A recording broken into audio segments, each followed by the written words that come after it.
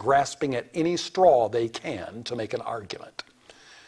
Secondly, second argument, and these are the abortion community's best. Abortion is health care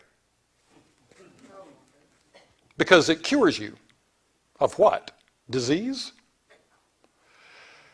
The same group that made that previous statement I read to you, they also insisted that unborn children are distinct human beings. They also refuted the idea the claim that abortion is health care. They write, abortion is not health care, much less an essential part of women's health care, and abortions in the third trimester are not done to save a woman's life.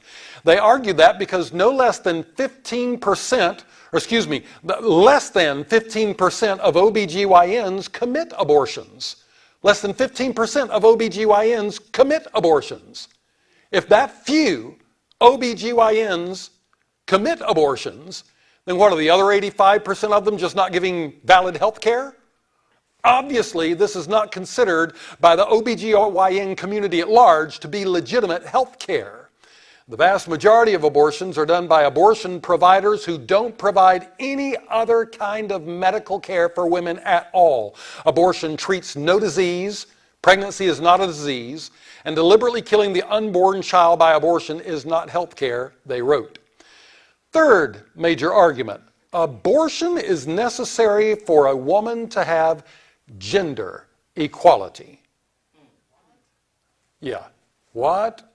Okay, now, I was also confused when I first heard that, so don't feel bad. Don't feel bad. If any of you are confused hearing abortion is necessary for gender equality, what on earth are they talking about? I'm going to spell it out for you. A guy can cat around and fornicate all he wants and walk away with no consequences. But a woman, if she does that, if she doesn't put the brakes on Mr. Tomcat, if somebody's got to be the responsible one here. If she doesn't, she ends up with consequences for the sin. And so in order for her to have the same equality to walk away from an immoral lifestyle that the man does, she needs to be able to have abortion so that she can have just as much equality to fornicate without consequences. That's exactly what that means. Now, the abortionists are never going to put it in those words. You can guess why. But that's really all in the world that means. We need to have gender equality. We need to be able to cat around like men and walk away with no consequences just like they do. And abortion is necessary for us to be able to do that. That's exactly what that means. After you get through all the smoke screen and mirrors, that's what it boils down to. Margaret Sanger. Anybody ever hear of Margaret Sanger? You know who that is?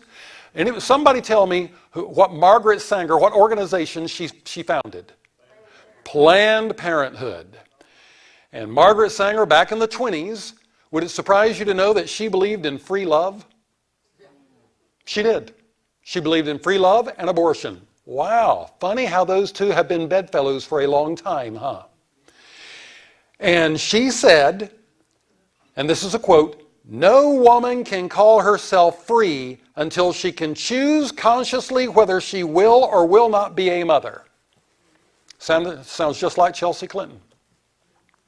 No woman can call herself free until she can choose consciously whether she will or will not be a mother. I believe that every woman does have the right to choose whether or not she will or will not be a mother. I believe she exercises that right when she decides whether or not she will give herself to a man. When she gives herself to a man, she is choosing the possibility of motherhood. And she is choosing against the certainty of avoiding motherhood.